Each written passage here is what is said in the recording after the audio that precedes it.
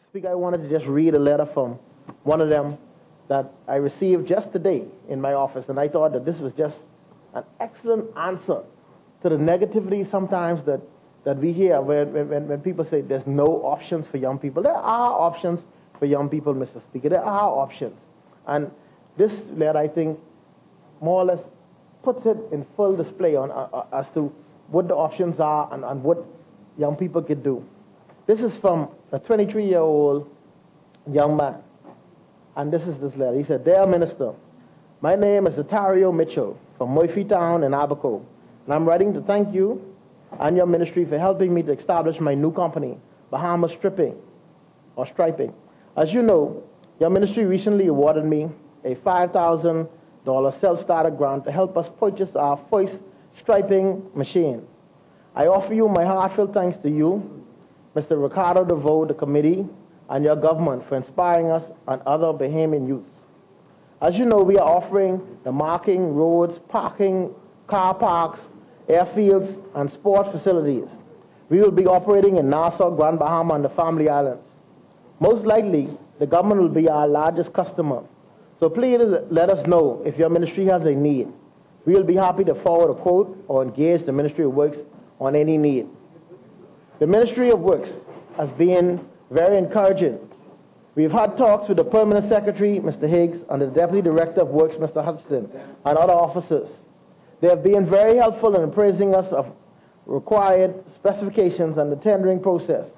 They have indicated that there seems to be a shortage of professional marking companies that can stripe with thermoplastic that is required for roads. We'll be thermoplastic capable, making us only the second Bahamian company capable of marking public roads to the correct standards. We expect to train at least 4 youngsters to be a part of our team, using experts in the U.S. and here. Soon we'll have enough Bahamians trained, reducing the need for any company to import workers from overseas or to give out work permits. We're excited about the many government projects that could lead to jobs for our new company. One might be the new National Stadium that has a large need for parking stalls, driveways, and other road markings. This and similar projects would help us. One idea currently being discussed is how the government could help the self-startup companies during their first 2 years. The obvious solution is a policy that reserves or gives special consideration to self-starters, assuming that their bids are competitive and that the taxpayers get good value. We think a policy or minister's rule like that sends hopeful, positive signs to Bahamian youth that government is checking for them. We think it's a worthy idea that would help fill jobs, help grow another enterprise, and help the economy. We'd like to talk to you about that. We also like to discuss jobs that your ministry may need in terms of car parks, painting, zebra crossings for the schools, and even sports facilities. If we ever do work for your ministry, you can be assured of our quality.